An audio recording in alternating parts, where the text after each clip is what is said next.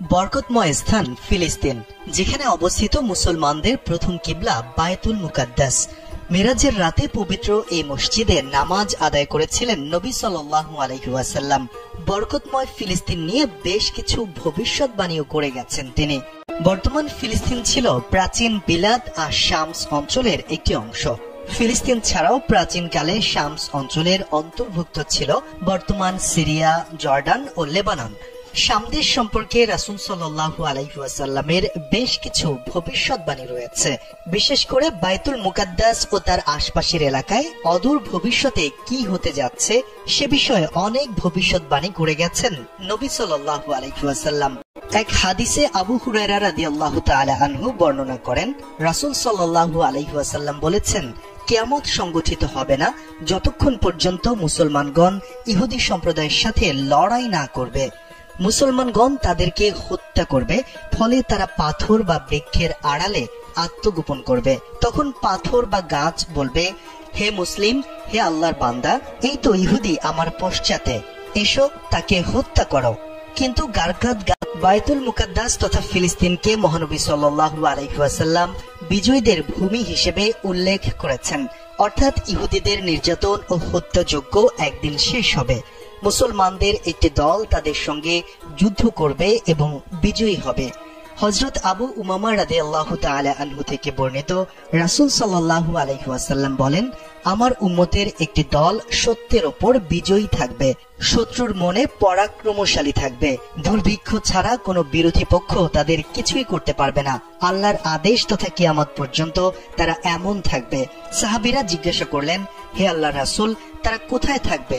রাসূল সাল্লাল্লাহু আলাইহি ওয়াসাল্লাম বলেন, তারা বায়তুল মুকাদ্দাস এবং তার আশপাশে থাকবে। উম্মতের মধ্যে একদল বিশেষ শ্রেণীর লোক থাকবে যারা সত্যের পথে লড়াই করতে থাকবে। তাদের সঙ্গে আল্লাহর সাহায্য থাকবে। তারা সত্যের পক্ষের সংগ্রামকে কিয়ামত না আসা পর্যন্ত অব্যাহত রাখবে। কেউ তাদের কোনো ক্ষতিও করতে পারবে না। হাদিসে ভাষ্য মতে এ দলটি শাম দেশ অঞ্চলে অবস্থানকারী হবে।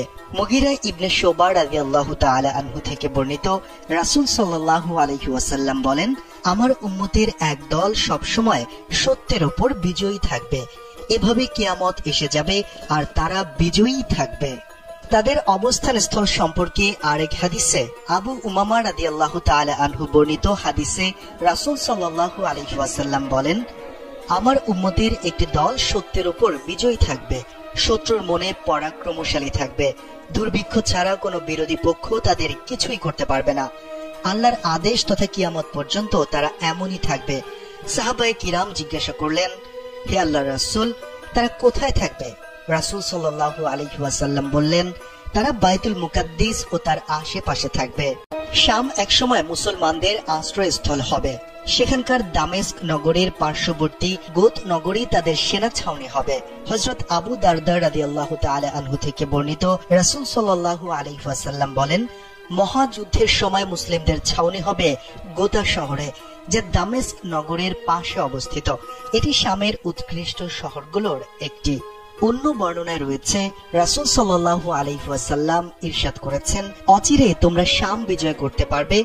যখন তোমাদের সেখানে বসবাসের এখতিয়ার দেয়া হবে, তোমরা দামেস্ক নগরীকে বাসস্থান বানাবে, কেননা তা যুদ্ধ পরবর্তীকালীন মুসলিমদের আশ্রয়স্থল হবে আর তাদের ছাউনি হবে সে দেশের একটি ভূমি যাকে গোতা বলা হয়। ঈসা আলাইহিস সালাম দ্বিতীয় আকাশে অবস্থান করছেন।